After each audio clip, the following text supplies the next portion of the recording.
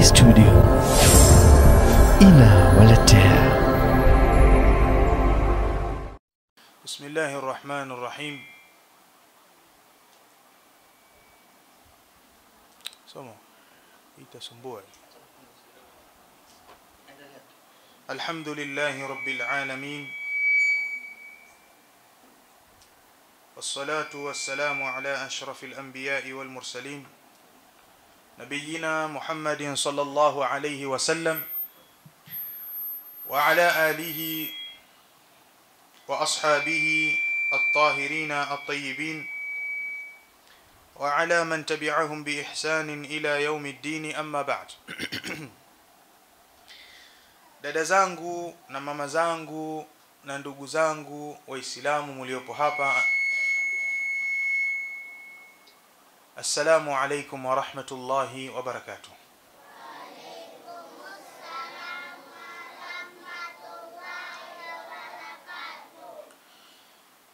Hatuna budi kuzirejesha shukrani zetu kwa Allah subhanahu wa ta'ala kwa kutuneemesha kwa neema mbalimbali kubwa kubwa na ndogo ndogo. Na miongoni mwa neema zake Allah subhanahu wa ta'ala ni kutujalia katika wakati huu kukutana hapa katika kikao hiki kwa ajili ya kufundishana au kuelekezana baadhi ya mambo yanayohusiana na dini yetu ya Kiislamu, katika mambo ambayo yatakuwa na faida katika maisha yetu haya ya duniani, lakini kadhalika vile vile akhera yakatupe faida kubwa mbele ya Allah subhanahu wa ta'ala. Dada zangu na mama zangu, Mwenyezi Mungu subhanahu wa ta'ala anasema katika Qur'ani tukufu, wasta'inu bis-sabri was-salah wa innaha lakabira illa 'ala al-khashi'in alladhina yadhunnuna annahum mulaqu rabbihim wa annahum ilayhi raji'un. Maneno haya ndiyo maneno ambayo nataka tuishi nayo katika dakika zetu hizi chache, ili kuzidi kupeana nguvu, ili kuzidi kupeana moyo katika ile mitihani na hali mbalimbali zinazotokezea katika maisha. Wakati mwingine mtu ana haja yake anaitaka kwa Allah subhanahu wa ta'ala. Vipi ataipata kwa wepesi haja ile? Na ikiwa inachelewa ile haja, wakati yeye anaitaka na inachelewa kuja, anufaike vipi? Akae vipi muislamu, moyo wake uwe vipi, na dhana zake ziweje kwa Allah subhanahu wa ta'ala? Wengi katika watu wanafeli kutatuliwa matatizo yao kwa kukosea njia za kupitia kwenda kutatuliwa matatizo yao. Na matatizo katika dunia hayaishi. Asiyekuwa na hili ana lile, na lile ambalo inawezekana ikawa kwako wewe waliona ni jepesi, kwa mwenzio ni zito, na lile zito kwa mwenzio kwako wewe likawa ni jambo jepesi. Kila mmoja ana lake. Mwingine kwa sababu yeye ameruzukiwa watoto hawezi kuhisi uzito wa jambo la kukosa mtoto, lakini upande wa pili ana jirani yake amekosa mtoto, yeye ndo anayojua ule uzito na ile hali aliyonayo kwa kukosa yule mtoto. Sasa akiketi akimhadithia, kwa sababu yeye watoto wako nao wa kike na wa kiume, huwa anamuona huyu vipi, anazungumza nini huyu, kwa sababu yeye ako nao. Na yule mwenye baba na mama hawezi kuona ule uzito wa ladha ya kukosa baba na mama. Na asiyekuwa na hili basi vile vile ana lile. Sasa hizi ahwal zote Allah subhanahu wa ta'ala ametukadiria sisi kuwa na njia za kutatua haya mambo, na sio kutatua tu, kuutuliza moyo wa mwanadamu, moyo wa Muislamu pindi anapofikwa na mambo. Akasema Allah subhanahu wa ta'ala, ista'inu, takeni msaada kwa Allah subhanahu wa ta'ala. Hapa tunapata faida. Kwanza, haifai mwanadamu kutaka msaada isipokuwa kwa Allah subhanahu wa ta'ala. Na msaada huu tunaozungumza hapa ni msaada wa yale mambo ambayo hayamo katika mikono ya mwanadamu. Jambo ambalo limo katika mikono ya mwanadamu mwenzio aweza kukusaidia, haliingii katika haya mazungumzo tunayozungumza. Allah anasema ista'inu, takeni msaada. Na Rasulullah sallallahu alaihi wasallam anasema idha sta'anta fasta'in billah. Wewe ukitaka msaada wa mambo yako, taka msaada kwa Allah. Vipi wewe unataka msaada kwa Allah subhanahu wa ta'ala kwenye mambo yako? Allah tabaraka wa ta'ala anasema ista'inu bis-sabr, takeni msaada kwa kusubiri, was-salati, na kwa kusali.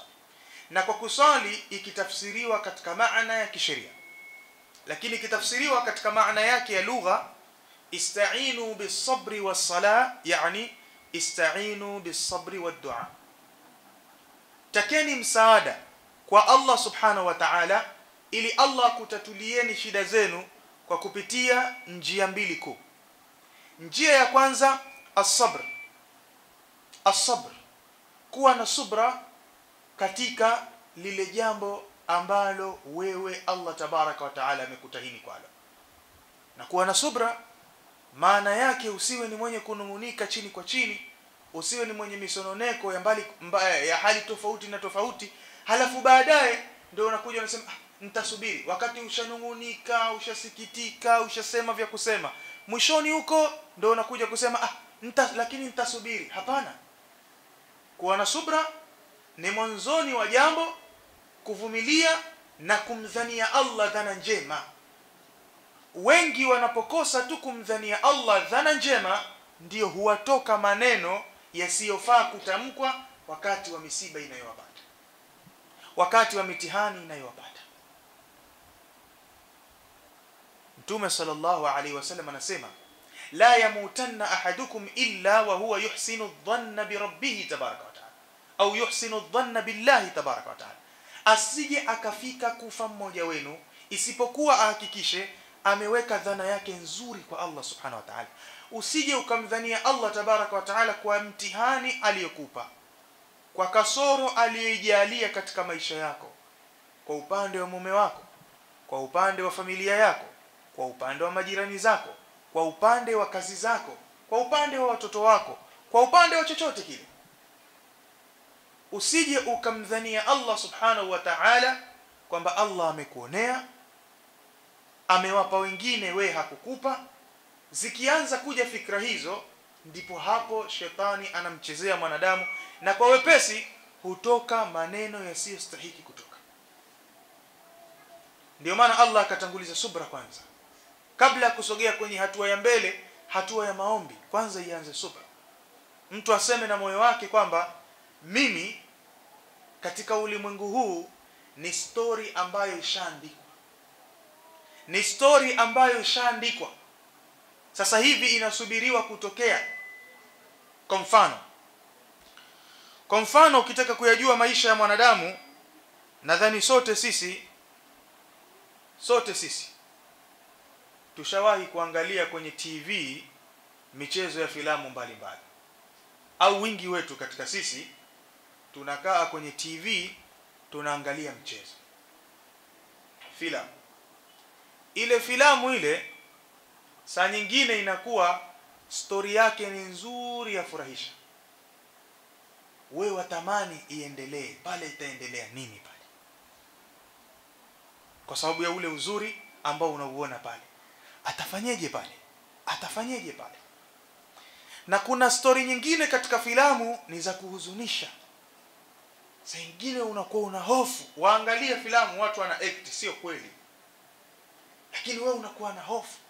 Na ikitokezea yule unayempenda katika filamu amefikwa na jambo ambalo hulipendi, waweza kulia wewe, machozi yakakutoka. Maskini we, kafiliwa pale ule, kama maskini wewe. Lakini sasa filamu ikimaliza nini? Si unajiambia katika moyo wako kwamba ule ni mchezo tu, watu wameact sio kweli. ni kwamba kuna watu wasomi wataalamu wamekaa wameipanga ile story iende hivi ili imletee hisia mwenye kutazama, hisia iwe ni ya kumfurahisha au iwe hisia ya kumhuzunisha.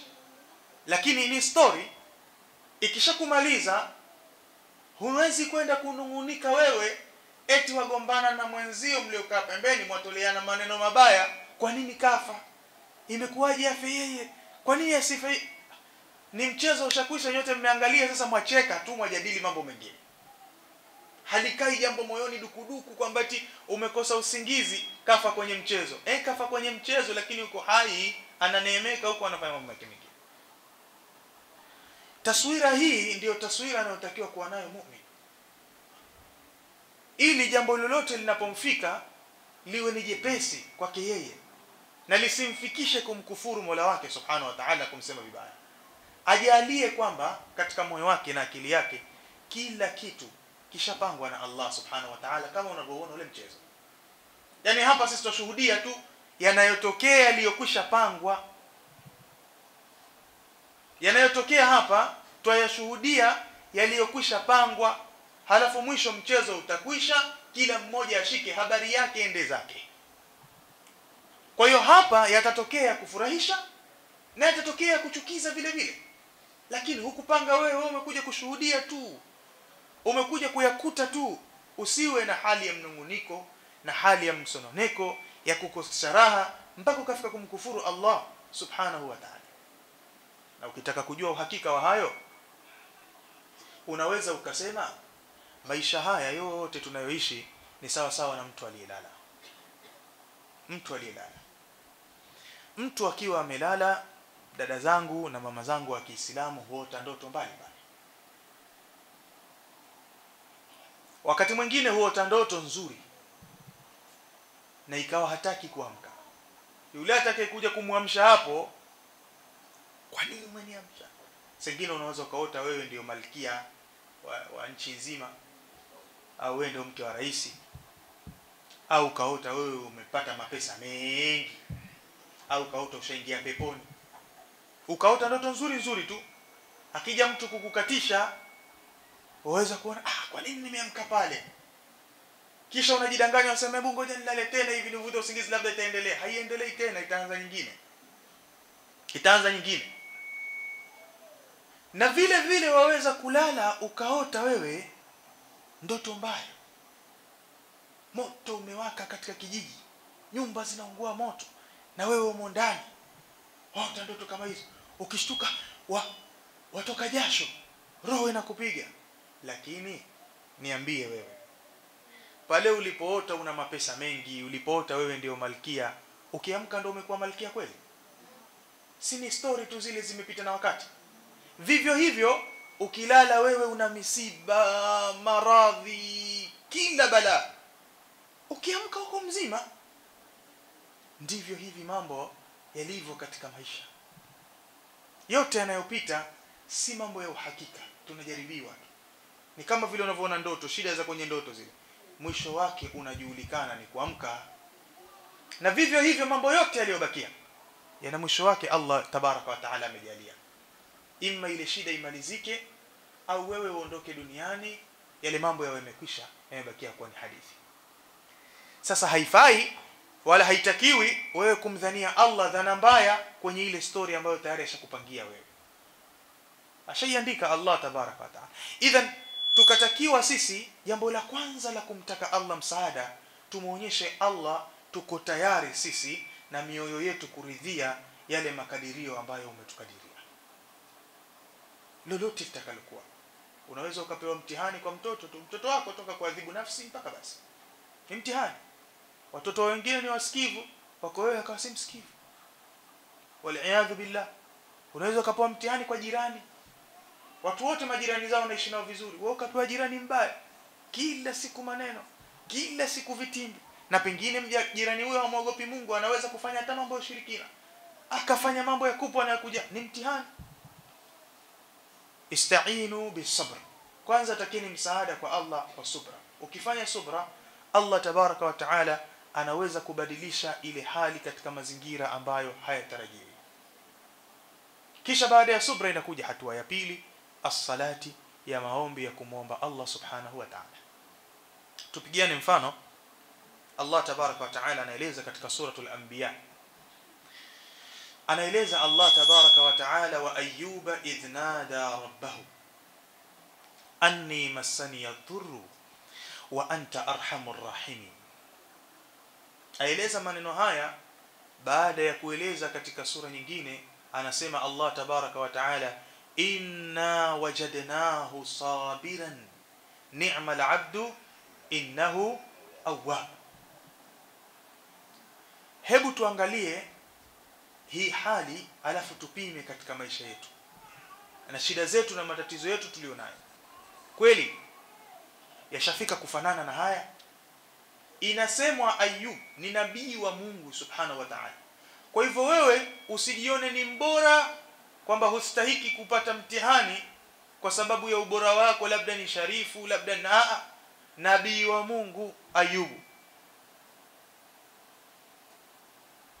alipigwa mtihani wa maradhi kwa miaka 18.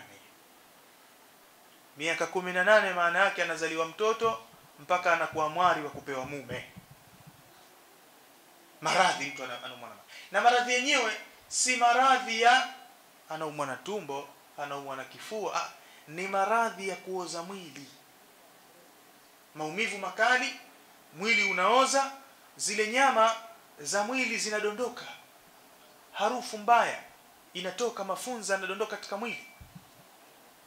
Ayuba alayhi salatu wasallam alikuwa na wake wengi, wakamkimbia mmoja baada ya mmoja, watoto wengi wakafa mmoja baada ya mmoja. Alikuwa tajiri na mali nyingi, akafilisika. Allah kaanza kumtahini kwenye mali kabla ya maradhi. Kaanza kupoteza wanyama, mifugo inakufa haieleweki. Nabii wa Allah anafanya subra. Watoto mmoja baada ya mmoja wanakufilia mbali. Nabii wa Allah anafanya subra. Wake walikosa uvumilivu wakamkimbia, akabakia mke mmoja maskini kumhudumia mume wake. Miaka 18. Allah anasema inna wajadnahu sabiran, wallahi sisi tulimkuta Ayub ni mwenye subra ya hali ya juu. Wenyewe wanasema jabalun min jibali sabr. Hakuhuzunika, hakumtukana Allah subhanahu wa ta'ala kama mimi ni mtume kweli, mbona nateseka hivi, wengine hawateseki hivyo. Na sheitan alikuwa anakuja kumtokezea Ayuba akimtia wasiwasi huo, mpaka Ayuba kainua mikono kwamba inni masani ya shaitanu binusbin wa adhab, mimi sasa imekuwa shetani ananisumbua. Shetani huja kumwambia Ayubu, wewe bado mpaka leo waendelea kujidanganya kwamba wewe ni mtume wa Mungu? Hivi ingelikuwa wewe ni mtume wa Mungu kweli, huyo Mungu angekuacha miaka yote hii unaumwa na kuteseka hivi wewe? Mbona wengine hawaumwe wewe mtume wa Mungu? Wajidanganya wewe una majini na mashetani vichwani mwako kama hivyo yani. Wewe si mtume wa Mungu wewe. Ayuba anafanya subra, na shetani ana nguvu ya kutia wasiwasi, alladhi yuwaswisu fi suduri nas, ana nguvu ya kutia wasiwasi katika vifua vya watu. Lakini Allah anasema inna wajadnahu sabiran, tulimkuta ni mwenye subra kubwa sana.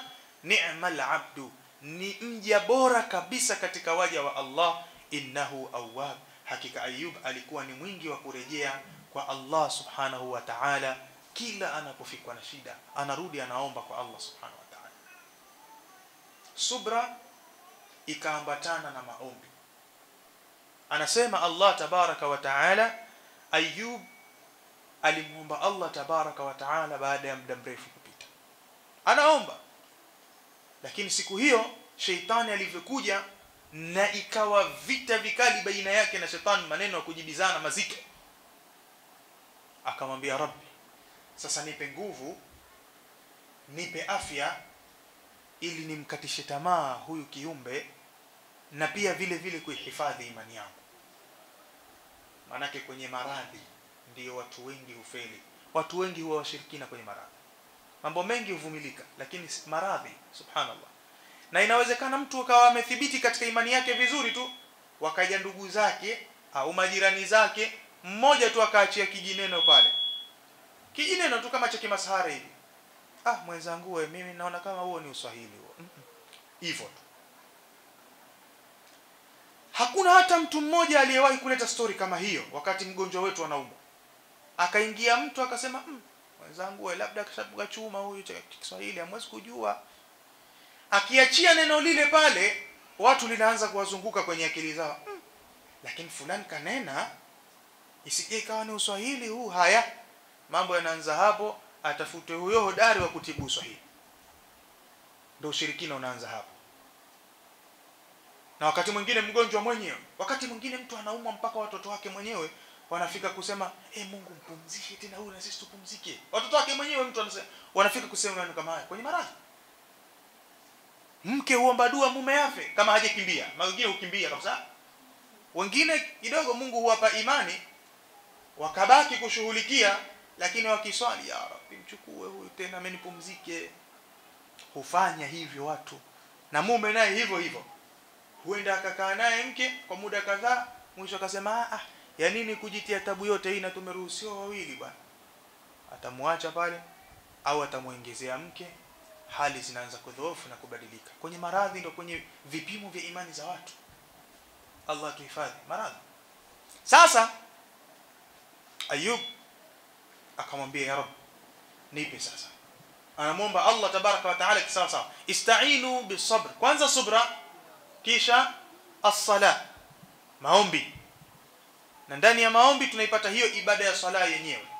Ukitaka kumwomba Allah tabaraka wa taala msaada wa mambo yako, wakati ushalivumilia lile jambo kwa moyo mkunjufu na kumdhania Allah tabaraka wa taala dhana nzuri, simama uswali.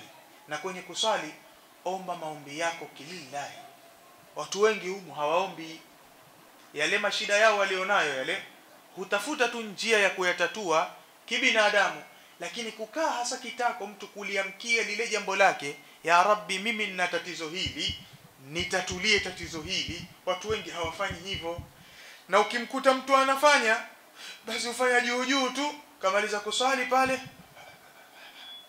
huyo ndo kashaomba mwenye. Hapana, inahitajika ilhah katika maombi. Leo umeomba, kesho omba tena, kesho omba tena. Kwanza unarejea kila baada ya mara, lakini pia ilhah wakati ule ule unaomba pale pale lirudie lile ombi lako mara nyingi. Kwa hiyo hapa tuna mzunguko mkubwa na mzunguko mdogo. Mzunguko mdogo, wakati sasa hivi umeketi unaomba kile unachokiomba ambacho ndio shida yako, kikariri mara ya kwanza, mara ya pili, mara kile unachokiomba kile. Kisha isiwe umeomba sasa hivi, baadaye huombi tena, na baadaye omba tena, na kesho omba tena, na kesho kutwa omba tena. Hii ilhah ni kitu muhimu sana katika maombi. Muhimu sana.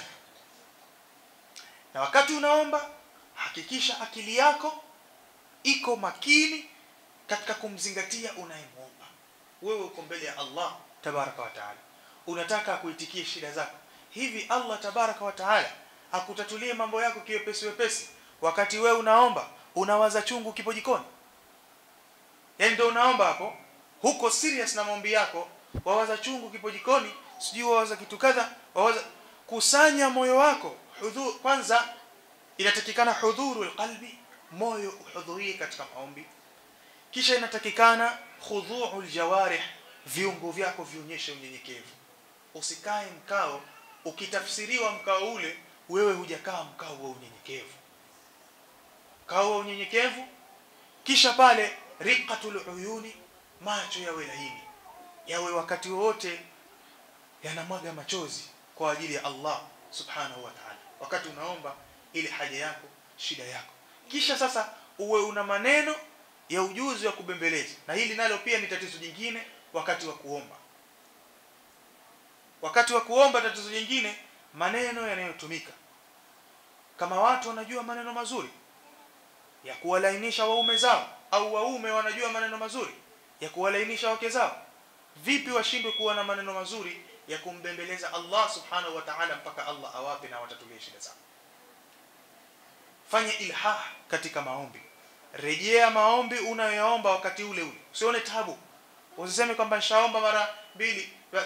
Rejea mara nyingi. Wewe rejea tu. Hivyo ndio anavyotaka Allah aone. Kisha na kesho omba tena, na kesho omba tena, na kesho omba tena.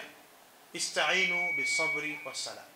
Mtakeni Allah tabaraka wa taala msaada katika mambo yenu kwa kusubiri na kwa kuomba. Huku kuomba huku ni katika njia kubwa ya kutatukiwa na mambo. Watu hawaombi. Hapa tukifanya tathmini hapa, mimi ninayezungumza na nyinyi mnaonisikiliza, kila mmoja ana lake linalomtanza katika moyo. Kama huna, mshukuru Allah sana.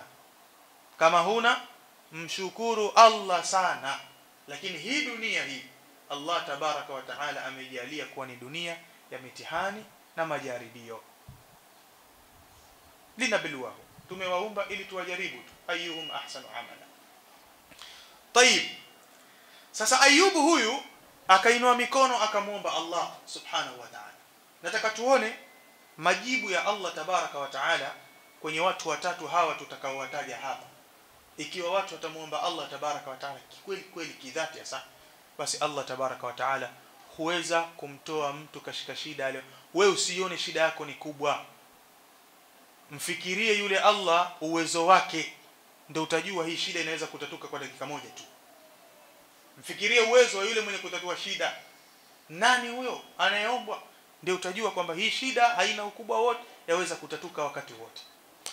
Allah anasema Ayub alipoinua mikono, alipomuomba Allah subhanahu wa ta'ala, ya Rabbi, maradhi yamekuwa makubwa, shetani ananichezea, sasa na kuomba lillahi niondoshe mimi maradhi haya. Allah anasema kwa wakati ule ule, sio kesho au kesho kutwa. Pale pale amemaliza kuomba, fastajabna lahu, tukamuitikia pale pale kwa fastajabna lahu, tukamuitikia pale pale maombi aliyoomba. Fakashafna ma bihi min dhur, tukamuondoshea lile gonjwa alilokuwa nalo. Wa atainahu ahlahu, tukamrejeshea tena kumpa watu wake wale waliokufa kufa ovyo, yani akapewa kizazi kingine kipya. Wa mithlahum ma'ahum, na mfano wake wale waliopita nyuma, Allah akamrejeshea watoto wengine mfano wa wale kwa wingi. Rahmatan min indina, hiyo ni rehma inayotokana kwetu. Wa dhikra li ulil albab, lakini pia ni ukumbusho kwa watu wenye akili uko watakaokuja baadaye. Ndio hivi tunahadithiana hapa leo. Kwa watakaokuja baadaye na akili zao zimetulizana vizuri, watulie waangalie mambo kama haya. Sasa mke wa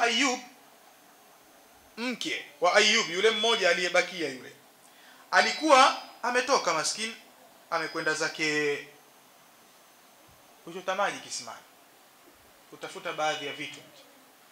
Akirudi anajua yeye, mimi nimeacha mgonjwa wangu kwenye kitanda hiki, yuko hapa mgonjwa, si wa lolote, ni kila kitu hapo hapo. Akirudi anakuta kijana mzuri mdogo hivi mtanashati ameketi pale. Sasa anamuuliza, kijana, vipi hali? Salama. Hukunionea mgonjwa wangu hapa? Kulikuwa kuna kibabu kimelala hapa, hukuona? Mimi sikuona kibabu hapo. Palikuwa pana mgonjwa wangu hapa mimi maarufu, miaka yuko hapa, hata kuinuka yeye mwenyewe hawezi.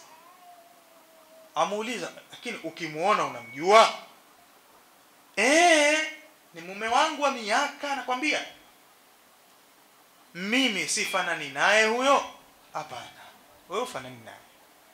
Hicho ni kibabu, kinaumwa tu miaka 18 ndio kinaumwa. Haya huko nyuma kilo kina miaka mingapi? Ashakuwa huyu babu. Halafu ni mgonjwa, nyama zinadondoka, mifupa unaiona ile pale, ni mgonjwa, hamna kitu. Amwambia, basi ni mimi Ayubu. Wewe uzimii? Wewe uzimii? Wewe hufi? Wewe wendi mbio?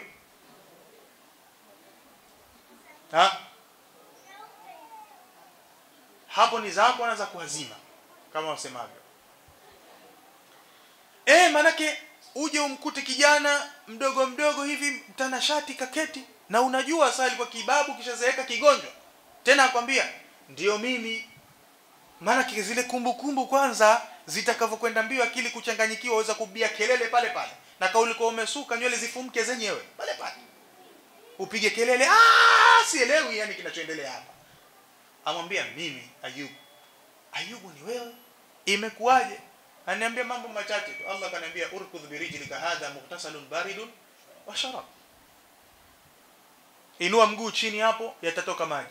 Yakitoka maji hayo utakunywa, na mengine utafanyaje? Utakogea tu basi. Hivyo mara moja Mungu kaniletea maji, nimekunywa, nimejipaka, nimepoa. Sasa iwe Mungu gonjwa la miaka 18 la sampuli kama hiyo kaliondosha kwa kikombe cha maji ya kunywa na mengine ya kuogea, wewe unajiona unazito? Ushasubiri miaka mingapi? Mbona umdhani Allah dhana mbaya? Labda mimi Kwa nini maneno hayo? Ista'inu bis-sabr, kwanza kuwa na subra. Kadhalika vile vile as-sala, wakati unafanya subra hujazuiliwa kuomba. Omba Allah tabaraka wa taala kutatulia, na Allah ana uwezo wa kutatua jambo lako papo kwa papo. Mfano wa pili, Nabiiullah Yunus alayhi salatu wassalam, huyu naye ni mtume wa Mungu vile vile. Yani hapa tunatajiana mifano ya mitume wa Mungu ili uone kwamba wewe si chochote si lolote pale unapojaribiwa. Wamejaribiwa mitume wa Mungu. Anasema Allah tabaraka wa taala, wa dhannuni idh dhahaba mughadiban fadhanna an lan naqdir alayhi fanada fi adh-dhulumati an la ilaha illa anta subhanaka inni kuntu minadh-dhalimin. Nabiiullah Yunus katika manabii waliopata nafasi nzuri ni Nabiiullah Yunus. Manabii hukataliwa na watu wao kwa wingi sana, lakini Nabiiullah Yunus alipata nafasi kijiji chake kumkubali. Lakini mwanzoni alipoanza kuwafikishia ujumbe walimkataa kwanza. Walimwambia hayo maneno unayotuletea sisi hatujawahi kuyasikia popote. Yunus kwa sababu ni nabii wa Allah na anajua kwamba kwa kuwa wamenikataa hawa, kifuatiacho hapa ni balaa na adhabu, akaona likija lile adhabu lililowakuta kina Adi huko na Thamudi, mimi lisinikute hapa. Akaona kibinadamu aondoke, avuke upande wa pili. Kwa mfano kama hapa sisi tulivyo hivi, tumezungukwa na bahari. Tujalie Yunus sasa anakimbia kutoka Mtangawanda pale anaelekea zake Amu. Tunajalia kwa sababu ashawafikishia watu wa huku, washakataa. Anaona hapa litakalofuatia ni adhabu, hivyo asubiri pale boti, jahazi, kitu kadha kadha, apande aelekee zake Amu. Sasa lile jambo lilimkasirisha Mungu, kwa sababu wale watu wa Yunus wale, alipoondoka tu Yunus, wenyewe wakakaa kushauria, jamaa, lakini mbona kama yale maneno aliyosema Yunus yanaingia akilini? Si tungempa nafasi basi tukamsikiza vizuri, akatuelekeza, pengine anazungumza mambo ya maana. Lakini watu wote wakakubaliana, lakini kweli tumsikize. Wakimtafuta sasa, wakienda nyumbani kwake, Yunus uko wapi? Hayuko.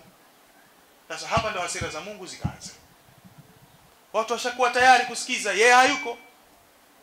Wakifika maeneo labda tujalie ya mkanda pale, chombo kikaanza kuleta shida. Na inajulikana sio siku za upepo mkali, sio siku za mawimbi, lakini chombo kikaleta shida ya ajabu. Bahari, wataalamu wa wakati ule wakasema, jamani, hakuna shaka katika hiki chombo kuna mtu kapanda hapa, amemkosea bwana wake, na huyo mtu ataleta nuksi katika hiki chombo. Salama yetu tumtose baharini, kati na kati ya bahari, ili sisi tuendelee na safari. Ikakubalika hivyo pale. Sasa ifanyweje? Fasahama fakana min almudahadhin. Pale sasa ikawa ipigwe kura. Wenyewe wanajua walikuwa wanapiga kura vipi zamani, lakini ile kura ile itakayemwangukia huyo ndo mwenye balaa na nuksi. Ikipigwa kura ya kwanza ikamwangukia Yunus, wakimtazama, huyu mbona hana sura za ukora huyu? ndio huyu kweli nuksi balaa lote hili huyu anaonekana ni mtu mzuri huyu. Tupigeni tena hii kura. Ikapigwa tena. Ikipigwa tena imwangukie Yunus. Ala, hapana, ipigwe tena. Ikipigwa tena imwangukie Yunus. Wakamwambia mzee, tusamehe, ni wewe. Na yeye Yunus akajua, akakubali, akasema ni mimi, na kosa langu nishalijua. Sasa angalia shida, uzito wake. Allah tabaraka wa taala anasema faltaqamahu alhutu fa huwa mulim. Allah kampa amri, tewa meze huyo. Akitoswa baharini moja kwa moja, tewa limekuja limemmeza, safari. Sasa tizama dhiki hii, kisha jumlisha na dhiki zako wewe, na mimi jumlisha na dhiki zangu. Maisha ni chini ya bahari, ndani ya matumbo ya samaki. Subhanallah. Hakuna anayekuona, hakuna anayekusikia, hakuna hewa safi. Ni maisha gani huko chini ya bahari? Dhiki hali ya juu. Yani hapo ni msaada mmoja tu kutoka kwa Allah subhanahu wa ta'ala. Na wewe unaweza ukafika pahala ukaona, sina ndugu anyenisikiza mimi, sina mume anyenisikiza, niko peke yangu mimi katika jambo lolote lile liwalo. Unaweza ukafika pahala hapo, kama hii hali aliyokutana nayo Yunus alayhi salatu wasallam. Fanya subra, kisha omba kwa dhati ya moyo wako. Omba kwa dhati ya moyo wako, uone kwamba Allah tabaraka wa taala hatakutatulia shida ile. Allah anasema wadhannuni idhaba mughadiban fadhanna an lan naqdir alayhi fanada fi dhulumati. Katika aya nyingine anasema Allah subhanahu wa ta'ala falawla annahu kana min almusabbihin lalabitha fi batnihi ila yawmi yub'athun. Lau kwamba Yunus asingelikuwa katika watu wenye kufanya tasbihi kule chini ya tumbo la samaki, akawa anamuomba Allah subhanahu wa ta'ala amsaidie na amsamehe kosa lake, lau kama si hivyo angelikaa katika tumbo la yule tewa mpaka siku ya watu kufufuliwa. Pengine na wewe umepewa mtihani huo. Allah anasema kama huombi utakaa na mtihani huo mpaka siku ya kufufuliwa. Ili utatuliwe tatizo lako, keti omba kwa unyenyekevu. Ni maneno yako wazi, falaula annahu kana min almusabbihin, lau asingelikuwa hivyo la labitha fi batnihi ila yawmi yub'athun, angekaa katika shida mpaka watu siku ya kufufuliwa. Lakini akawa anafanya tasbih kule, yuko chini kule, anaomba maneno kumwomba Allah subhanahu wa ta'ala. Anasema la ilaha illa anta subhanaka inni kuntu minadh dhalimin. Ya Rabb, hakuna muabudiwa wa haki isipokuwa wewe, umetakasika Mola wangu na kila upungufu, mimi nimekuwa ni katika watu waliodhulumu nafsi zao, nitoe huku na kiri kosa langu ya Rabb. Chini ya matumbo ya samaki, akitoka kule ametoka na maradhi ya ukoma. Akitoka hakuna hewa safi kule katika matumbo ya samaki, na maradhi ya ukoma ni maradhi mabaya sana ametoka nayo. Ndiyo maana Allah anasema alipotemwa na yule samaki, wa ambatna alayhi shajaratan min yaqin, akaoteshewa mti pale design ya mboga, sijui huku mnahitaji miti ile ya kutambaa tambayo, akaoteshewa miungu. Haya, design ya miungu akaoteshewa pale.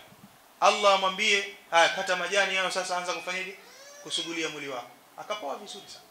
Kisha akaambiwa haya, fa arsalnahu ila 100,000 au yazidun faamanu famatta'nahum ila, ambao sasa kosa lako Shakiri, rudi kwa watu wako. Na watu wake walikuwa wote wameamini katika kijiji kile, zaidi ya 99%. Faamanu, Allah anasema falaula kanat qaryatun amanat fanafa'aha imanuha illa qauma Yunus, hakuna kijiji ambacho kiliamini kwa 100% kubwa na imani yao ikawanufaisha isipokuwa watu wa Nabii Allah Yunus. Tayib, alhasil ninachokitaka hapa mimi ni Allah baada ya kuombwa na kunyenyekewa katika shida ya dhiki ambayo mwanadamu moyo wake haudhani kwamba labda eti kuna mtu atanisikia huku nikipiga kelele, ni yeye tu peke yake, hana msaada mwingine zaidi ya Allah subhanahu wa ta'ala. Wakati ule Allah anasema fastajabna lahu, tulimjibu pale pale, wanajainahu minal ghammi, na tukamuokoa kutokana na al-gham. Gham ni huzuni na msononeko wa ndani kwa ndani. Hili jambo unaweza wewe ukawa nalo, wasononeka ndani kwa ndani, humwambii mtu kwa shida ile ulionayo. Waona aibu pengine kuitangaza kwa watu, unaumwa ndani kwa ndani, mambo hayakai sawa. Allah anasema wakadhalika nunjil mu'minin. Hapa ndo pahala muhimu zaidi pa kupazingatia.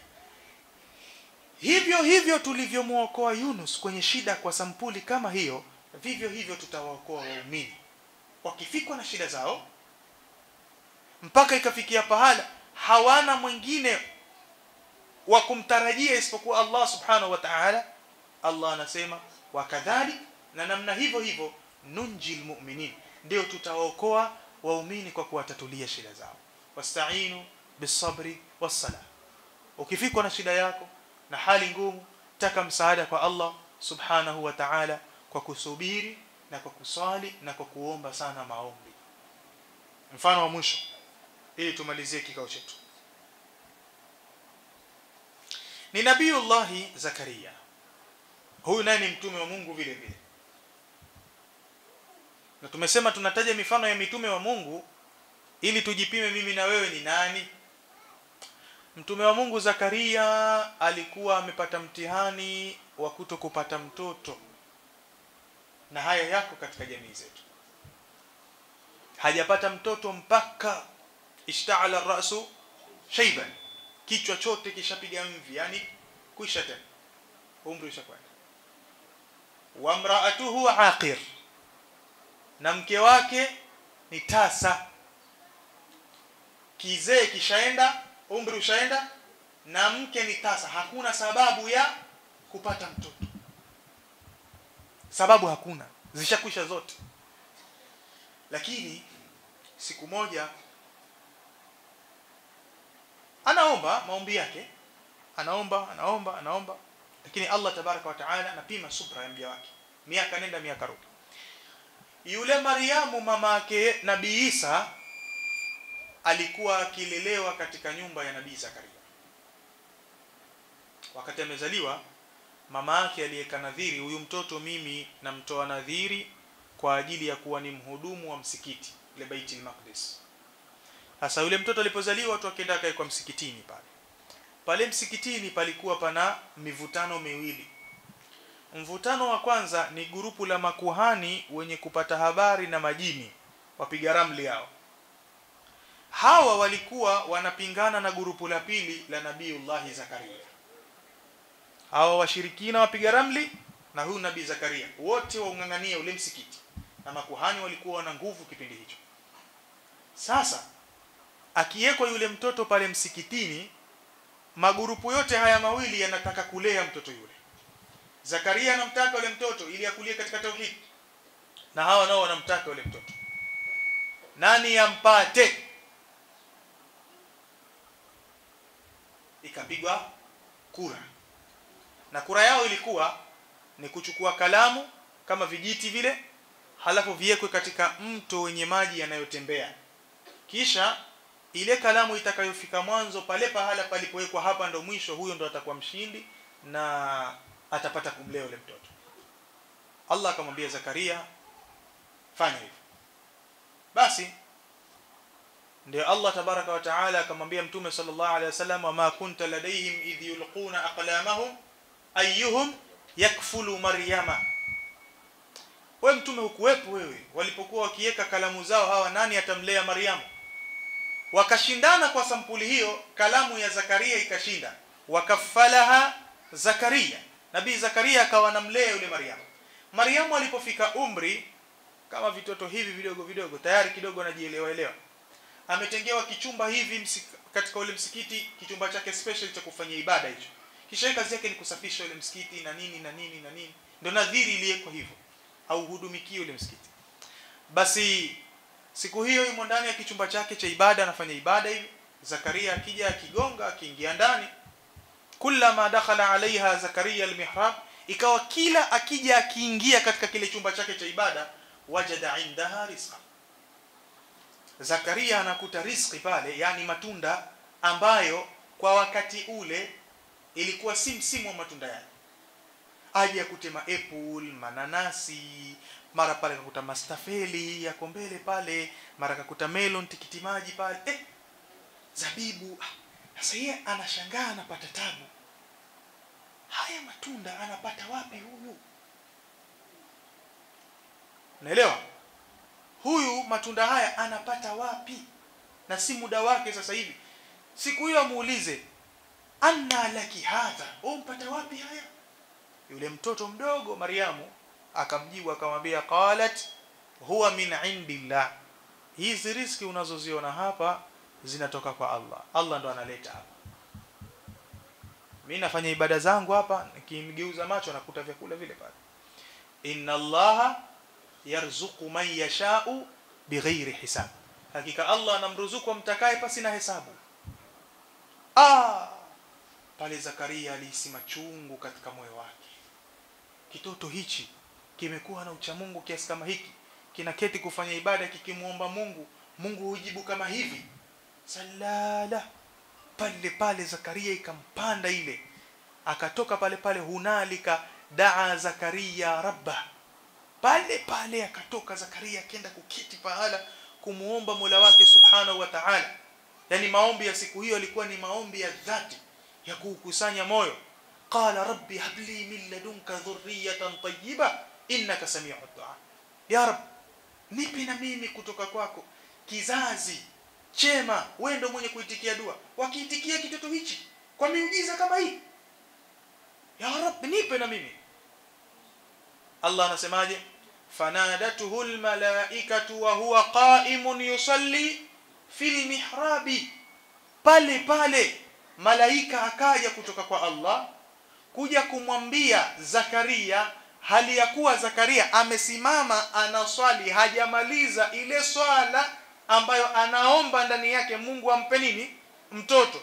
Ile swala haijesha, dua ishajibiwa. Hivi ndivyo mambo yanavyokuwa. Haijesha ile swala, Allah tabaraka wa taala shatatua tayari. Kwa hivyo inawezekana na mimi na wewe tuko katika shida, tupo katika mitihani, tupo katika majaribio, tunaomba. Siku ikisadifu mioyo ikanyooka kilillahi kwa dhati ya unyenyekevu na ilhah ikapatikana, unaomba kwa kurudia yale maombi yako. Usione tabu, wewe rudia. Wewe uko mbele ya Allah subhanahu wa ta'ala, anakupima tu Allah tabaraka wa taala unyenyekevu wako. Allah anaweza kujibu lile dua pale katika mazingira ambayo wewe hutarajii. Sasa namalizia na hii hadithi. Inawezekana haya mazungumzo yote tuliyozungumza ikawa sote tushapata hamu, minna hili, hebu nikaombe litatuke. Inawezekana. Sasa Mtume sallallahu alayhi wasallam anasema, inna Allaha yastahi, hakika Allah tabaraka wa taala anaona haya.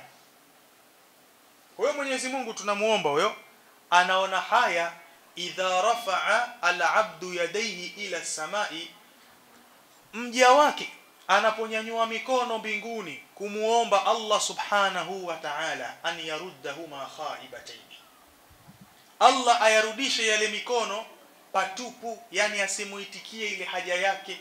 Allah anaona haya wewe uketi uombe kisha akurudishe patupu, asikupe kile unachokiomba. Hiyo Allah anaona haya. Sasa kinachotokezea ni nini? Haya maneno nimeyaweka mwisho ili niwazingatie zaidi. Imma an yu'tiyahu ma sa'ala au yasrifa anhu min as-su'i mithlahu au yadakhira lahu fil akhirati. Mambo matatu yanatokezea katika dua zetu tunazoziomba. Imma Allah ampe kile anachokiomba, haijalishi kitachelewa au kitawahi, lakini Allah atakupa kile unachokiomba duniani. Au inawezekana Allah asikupe kile unachokiomba wewe, lakini akakuondoshea balaa, mtihani mfano wa kile unachokiomba wewe. Yani wewe unaomba, ya Rabbi nipe mtoto. Allah anajua kwa ilmu yake akikupa mtoto wewe ndio sababu ya maradhi yako. Mfano, kuna watu ni wazima wakianza kuzaa watoto wakiwa wakubwa tu pressure kila siku. Kuna mtu kazaa mtoto, Mwenyezi Mungu atuhifadhie, lakini kuna watu huzaa watoto halafu huja kuambiwa mwanawe shoga maarufu, anamla roho kila akisikia jina la mwanawe tu limetajwa. Mara kamaona kwenye vyombo vya habari, shoga maarufu ajisifu, mimi naolewa, mwanawe wa kiume. Na pengine alikuwa analia, naomba ya Rabbi nipe mtoto. Kumbe Allah anajua huyu mtoto ni sababu ya yeye kufa na maradhi ya moyo. Wako wengine hao. Sasa Allah hampi kwa sababu anajua ni kheri yake kuto kumpa. Sijui mnanifahamu? Hivyo. Na mwingine mwanawe mkora, apiga watu mapanga kila siku, yeye kesi nyumbani kwake. Jamani, mimi siwezi tena moyo wangu kusikia hizo habari, msiniletee. Mara hajasikia mwanawe leo kabla panga huko, mara kampiga. Hawezi maskini. Na alikuwa akilia akitafuta mtoto. Sasa wakati mwingine mja anaweza akaomba, Allah anajua kwa ilmu yake huyu akipewa hichi ataharibikiwa na dunia yake na akhira yake, simpi. Lakini kwa vile anavyoomba na bidii ile, lazima amfanyie kitu kizuri badala yake. Sasa Allah anamwepushia na balaa jingine. Pengine ilikuwa boti izame huko wakati watu wanakwenda Amu, wafilie mbali, Allah yeye akamwepusha na lile balaa. Siku hiyo ataka kusafiri haraka haraka, tunakwenda zetu Mombasa leo, akifika Mtangawanda pale lile laondoka. Lile laondoka. Akalia pale, shakosa safari ya Mombasa, mimi Mombasa kuna harusi. Jioni akisikia habari taarifa lile dau limezama. Wewe utashukuru vipi hapo? Lakini mwanzo wa jambo ulilia, ulikosa safari. Tuelewana? Kumbe sasa wewe hujui kwamba ile dua uliyokuwa unaomba, ya Rabbi nipe mtoto, ya Rabbi nipe hichi, zile shida zako unazoziomba, Allah akaona hizi sikupi, si nzuri kwako. Kuna hili balaa lilikuwa likupate, takuondoshea hili mimi. Mnafahamu? Kwa hiyo dua ishajibiwa kwa kuondoshewa lile jambo, wewe hujui mwenyewe. Mtume ndo anasema hivyo sallallahu alayhi wasallam. Kwa hiyo wewe usichoke, wewe omba, huwezi kujua Allah amekupangia lipi. Na jambo la tatu, Mtume sallallahu anasema au Allah amwekee akiba baadaye. Akiba baadaye vipi? Bimaana asikupe kile unachokiomba hapa duniani, au asikuondoshee balaa mfano wake, lakini kwa sababu ya wewe hukuchoka kuomba na uliendelea kumdhania Allah vizuri mpaka unakufa moyo wako unajua kwamba Allah alichonipangia kizuri ndicho nitakacho kipata, ukafa na hali ya kuwa unamdhania Allah vizuri, wallahi Allah atakuwekea fungu kubwa sana siku ya kiyama. Uje ushangae, ya Rabbi lote hili la nini? Akwambie yale maombi uliokuwa ukiniomba yale, leo umeomba, kesho umeomba, na ulikuwa hunidhani vibaya kwa sababu sikupi, uliendelea kusubiri, basi leo jaza yake ni fungu hili. Na wallahi hilo ni bora la huko siku ya kiyama, ni bora kuliko ya haya tunayoyaomba hapa duniani. Lakini Allah ndiye mjuzi wa hali zetu sisi, anajua atutangulizie nini na atucheleweshe nini. Sote muhimu tunatakiwa tujue hapa, inna ja'alna ma 'ala al-ardi zinatan laha linabluwahum ayyuhum ahsanu amala wa inna laja'iluna ma 'alayha sa'idan juruz. Allah tabaraka wa taala amekadiria kila alichokikadiria ili atujaribu tu ni nani atakuwa mtumishi mzuri wa kumtumikia Allah subhanahu wa ta'ala. Haya, sasa mimi nataka nistopie hapa katika mazungumzo yangu. Almuhimu kusudio yangu katika kuzungumza hapa, nilitaka kuzungumzia masala ya watu wakifikwa na shida zao, na tunafikwa, hakuna alikuwa hana shida, hakuna, kila mmoja ana lake. Na lile ulionalo wewe kwa mwenzio jepesi, kwa mwenzio ndo zito linalomkosesha usingizi, hilo tunaelewana vizuri eh? Na lile la mwenzio kwako wewe vile vile ndo la kukosesha usingizi. Kwa hivyo kila mmoja na linalomfika na kwa wakati ambao unamfika. Kila mmoja afanye subra na ajitahidi sana kumwomba Allah tabaraka wa taala, na Allah ameahidi watu wakiomba Allah tabaraka wa taala atajibu. Na Allah hukasirika asipoombwa, kwa sababu sisi hatuna mwingine wa kumkimbilia isipokuwa nani? Allah subhanahu wa ta'ala. Tusitegemee nguvu zetu, tusitegemee ujanja wetu. Idha sa'alta fas'alillah wa idha ista'anta fasta'in billah. Ukiomba muombe Allah, ukitaka msaada mtake msaada Allah. Wa'lam anna al-ummata law ijtama'at 'ala an yanfa'uka bi shay'in lam yanfa'uka bi shay'in illa qad katabahu Allah lak. Wa in ijtama'u 'ala an yadhurruka bi shay'in lam yadhurruk illa bi shay'in qad katabahu Allah 'alayk. Hilo ndio aqida alitufundisha Mtume sallallahu alaihi wasallam. Hata watu wajikusanye kiasi gani watake kukutatulia shida yako, jua kwamba hawajafanya kitu, ni kile kile alichoandika Allah tabaraka wa taala kikufike kizuri kitakufika, na kile kile alichoandika Allah kikufike cha mitihani ndicho kitakachokufika. Hakuna mwenye uwezo wa kukusaidia kwa nguvu zake wala kukudhuru kwa mabavu yake. Sasa niache mlango wa kuulizana maswali, labda mtakuwa mna maswali mawili matatu, halafu tupate kufunga kikao chetu inshallah. Naam.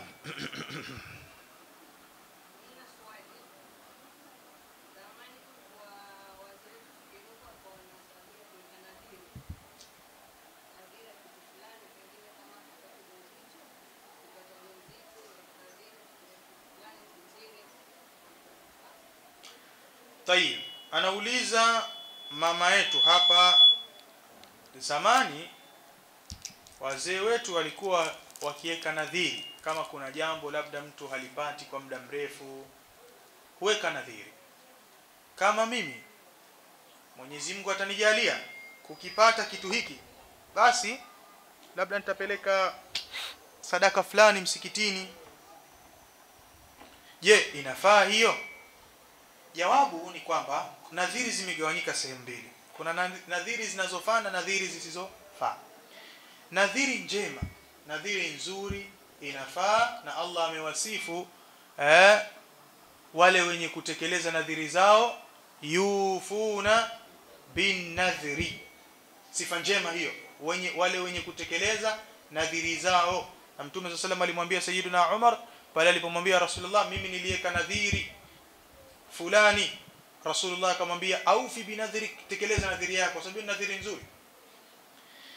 Na akasema Mtume sallallahu alayhi wasallam, man nadhara ala ta'ati Allah au ala an yuti'a Allah falyufi binadhri. Atakaye tia nadhiri ya kumtii Allah subhanahu wa ta'ala, basi na aitekeleze.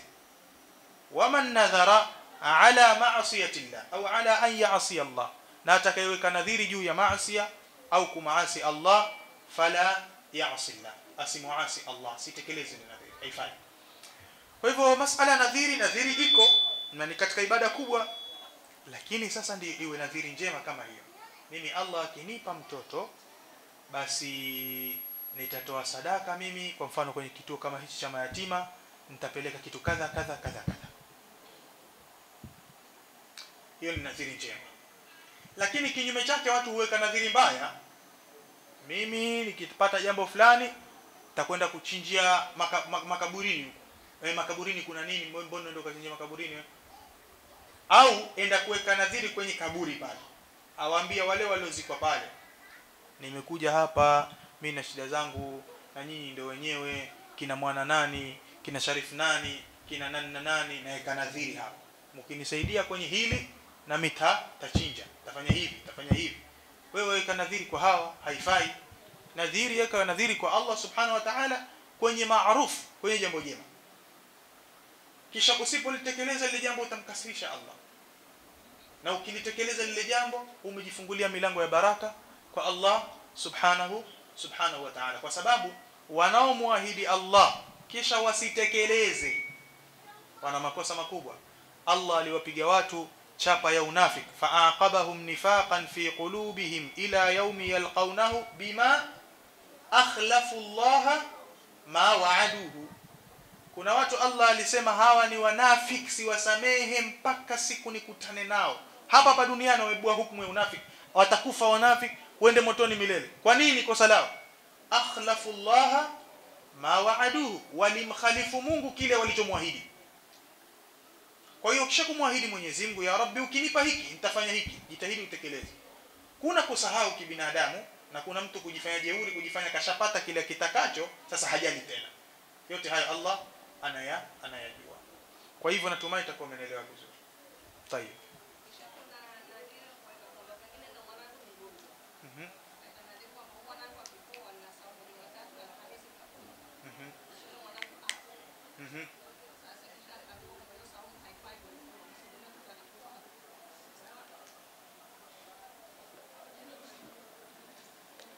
Huyo alikwambia kwa nani?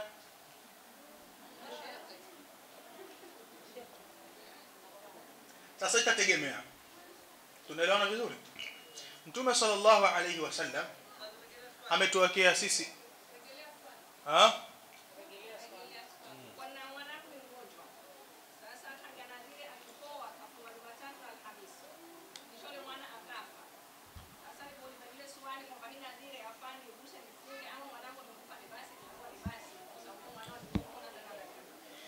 haya, asema aliyeka nadhiri ya kwamba mtoto wake ni mgonjwa, ikiwa atapoa atafunga Jumatatu na Alhamisi.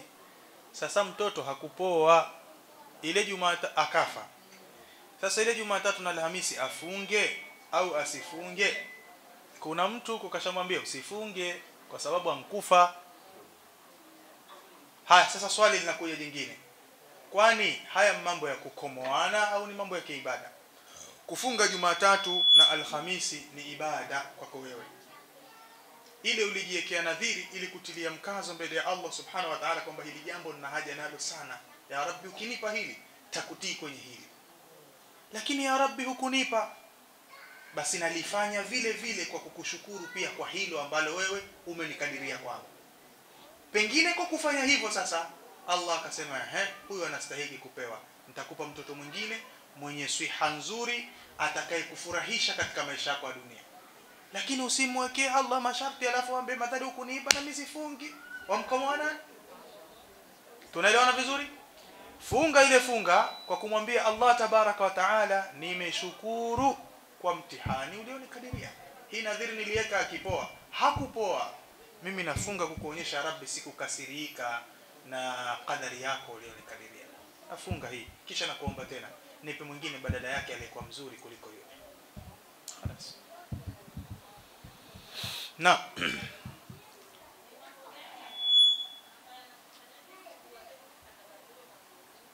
ni mambo gani ambayo yatatufanya sisi tusitakabaliwe dua zetu kwa Mwenyezi Mungu Subhanahu wa Ta'ala? Mambo yako mengi sana, sababu ziko nyingi sana.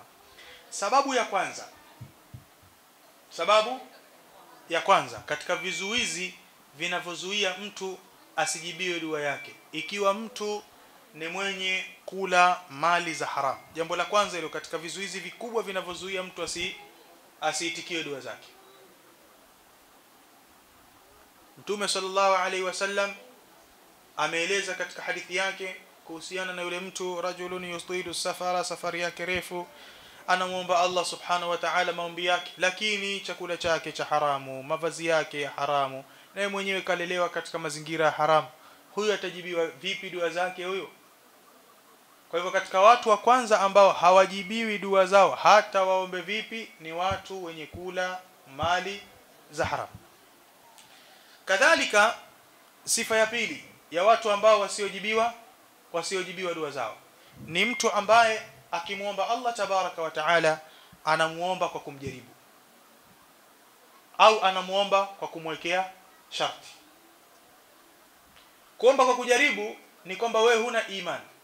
Yani wewe unajaribu tusije atanipa au hanipi. Yani huna imani kamili kwamba Allah tabaraka wa taala anaweza kujibu. Allah anasema, mtume anasema faqaminun an yustajaba lakum. Wewe ukiomba dua kuwa na yakini kwamba dua hii itafanyaje? Itajibiwa. Kuwa na yakini. Sasa usipokuwa na yakini, huna imani, basi dua yako wewe utaomba sana. Hiyo ni ya pili. Au tatu, mtu ikiwa anamwekea Allah sharti, ya Rabbi kama unataka nipe mtoto, kama hutaki basi hakuupi mpaka kiyama kitasimama.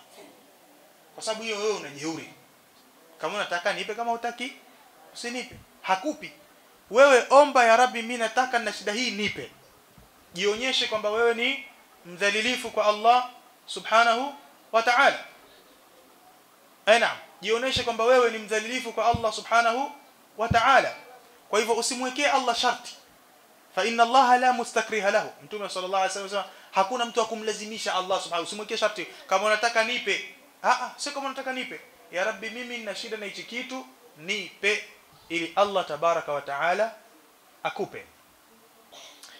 Kadhalika katika vizuizi vingine vya mtu kutoitikiwa dua yake ni kuomba maombi ya kumaasi Mungu. Yani kile anachokiomba kile ni kitu kibaya, sio kitu kizuri. Hiyo Mwenyezi Mungu haitikii dua hiyo. Mfano, yani mtu anamuomba Allah tabaraka wa taala dua mbaya ya kumaasi Allah subhanahu wa ta'ala, ya rabbi, ewe Mwenyezi Mungu na kuomba nijalie mimi nifanikiwe niwe ndio kubwa la wachawi katika huu mtaa. Mungu akujalie uwe kubwa la wachawi, tafuta mwingine wa kumwomba maombi hayo. Hayo ni maombi ya maasi. Ya rabbi nijalie mimi niwe, lakini kile anachokiomba ni cha madhambi, huyo haitikiwi dua yake abada. Mwingine ni aqun liwalidayhi, mwenye kuwaasi wazazi wake wawili. Yani kuna mambo mengi, yani mwenye kuwaasi wazazi wake wawili, huyo haitikiwi dua yake. Kadhalika mwingine ni mtu ambaye ana ugomvi baina yake na ndugu yake, na kila akiambiwa wakisuluhisho yeye anasema hapa mimi sisamehe mpaka kieleweke. Unaelewa sio? Mpaka tone la mwisho. Na huyo naye pia vile vile yuko mbali na kujibiwa dua zake. Au kumuomba Allah subhanahu wa ta'ala katika maeneo yaliyokatazwa kuomba. Yani mtu anatoka anakwenda kuomba pale anapoomba pale pahala anapoomba, kwa mfano maeneo ya uchafu, watu wanapiga mangoma, yeye ndo anaomba dua pahala hapo. Watu wanafanya uchafu, mauchafu yote, yani chooni labda hivi, anamuomba Allah pahala pale, kwenye pahala yani haitikiwi dua yake mtu kama huyo. Na sababu ziko nyingi kwa kweli katika sababu, lakini zinazonijia kichwani haraka ni hizo. Naam. Mmemaliza?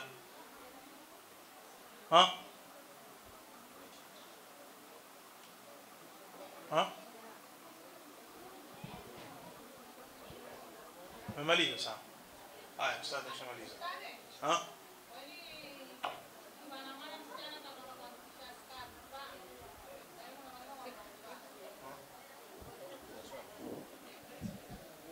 Sasa vipi?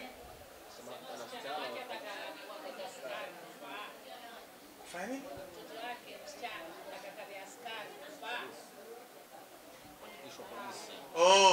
Sawa. Anauliza, ana mtoto wake ni msichana, anataka kuandikishwa kazi ya kuwa askari, polisi, wanajeshi. Hufaa? Inategemea. Ikiwa atafanya kazi kwenye mazingira ya wanawake wenziwe, kwa sababu kuna makosa watafanya wanawake, yatahitaji maaskari wa kike kushughulikia makosa ya wanawake. Waonaje mwanamke umekamatwa wewe, kisha wale wanaokwenda kukupekua na kukuchunguza maaskari wa kiume, itakuwaje? Ni kishindo, sio? Lakini ikiwa unakaguliwa na maaskari wa kike wenzio, kidogo inakuwa angalau. Tunaelewana vizuri? Kwa sababu inawezekana wakati mwingine mtu yupo katika ada zake, tena pale katika ukaguzi linakuja askari ya nadume, aibu juu ya aibu, dhiki juu ya dhiki. Lakini akija mwanamke mwenziwe pale kidogo inakuwa jambo, yani hivyo yani. Kwa kuna mambo wanahitajia wanawake kufanyiana wao kwa wao. Sasa huyu mtoto wa kike atakuwa askari huyu, lakini sasa kule kazini anaamiliana na nani? Mzunguko wa kazi ule anaamiliana na nani? Heshima yake itakuwa vipi? Akiwa anakosa heshima, stara ya dini ya kisheria, ataamiliana na watu ambao ni ajanib, yani watu ambao ni ajnabia kwake, sio maharim, yani ndio wamemzunguka na anafanya kazi nao, basi hiyo kazi itakuwa kwake yeye ni haram. Ikiwa hivyo, lakini itakuwa wana mipaka baina yao wanawake kwa wanawake, viongozi wao ni wa kike, maelekezo wanayopeana, mafunzo wanayopeana, huduma zao ni wanawake baina yao, wanawake kwa wanawake, heshima, stara na kila kitu ya kike kwa kike, basi hapo itafaa, kwa sababu kuna huduma za wanawake wenziwe pengine waislamu, atahitajika yeye ende akatoe msaada kwa wale wanawake wenziwe. Lakini sasa mazingira ya kazi ni mabaya, kukashifiana, kwa wakati huo itabidi mwanamke wa Kiislamu asishiriki katika mazingira haya, kwa sababu dini sasa hiyo ni shida unayoiona wewe juu, shida ya mavazi ndio sisi tuiona juu, lakini ndani ya vikosi kuna shida zaidi ya mavazi. Mwanaelewa vizuri? Shida utaiona wewe sasa hivi, mtoto wa Kiislamu amvaa vile, kavalishwa kikofia hivi, nywele kweli kazifunga hivi zaonekana zile pale, lakini kavalishwa kikofia fulani na vijini, wewe waona hivyo juu. Lakini yaliyomo ndani kwenye vikosi vya majeshi, namna wanavyoishi, namna ule ukaribu wao, ukifika muda wa kula vyakula, salala mabalaa makubwa. Sasa ila mavazi mdogo mno kuliko hayo yaliyoko huko ndani ya heshima ya yule mwanamke kuporomoka kabisa. Tunaelewana vizuri? Kama nayo katika mazingira kama hayo, ni bora zaidi mtu atafute kazi ya halali, hata kama kipato chake ni duni, lakini ina stara ya dini yake na heshima yake vile vile. Umeelewana? Haya, mimi nitastopia hapa inshallah, nitampisha ustazi hapa aje swali.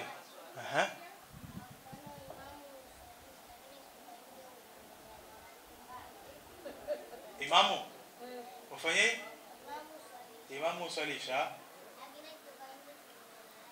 utamadarati, hafai hutumia miadarati, hafai imamu huyo. Shelewa, huyo si imamu. Naam, sisikii vizuri. Msikiti ukiwa mbele ya makaburi hufaa kuswali? Haifai. Swali jingine? Ulizeni nyinyi watoto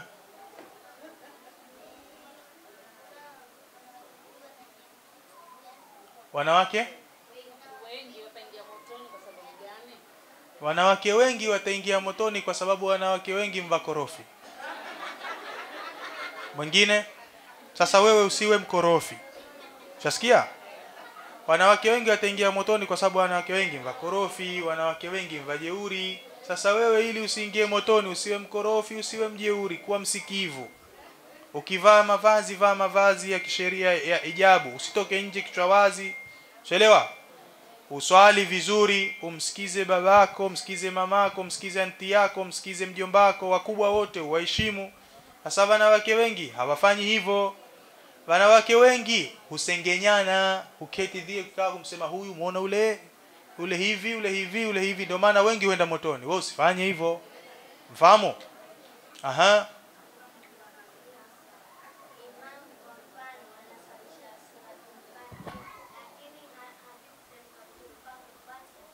Imamu huyo kwanza hafai kuwa imamu. Imamu ambaye suratul Fatiha haiwezi hafai kuwa imamu, kwa sababu suratul Fatiha ni nguzo. Nyinyi hamumpigi mtu vijembe, lakini nyinyi mbona mwacheka hivi?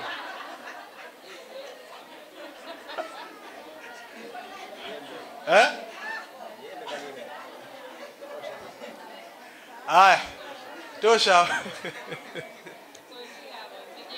Vijembe.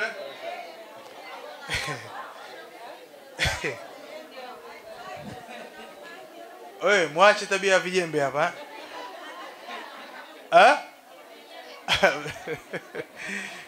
Tabia ya vijembe ndio hizo sasa tunazozungumza hapa, msiwe na tabia za kupigana vijembe. Umeelewa? Almuhim ni kwamba watu wanatakiwa wajue kuisoma Qur'ani vizuri, hususan kwenye swala suratul Fatiha.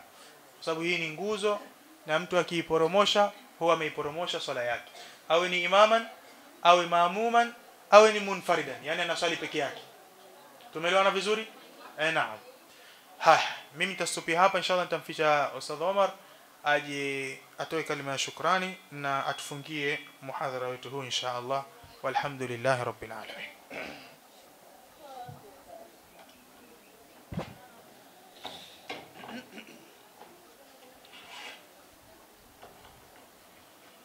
السلام عليكم ورحمة الله وبركاته. الحمد لله بنعمته تتم الصالحات وآله وصحبه وبعد.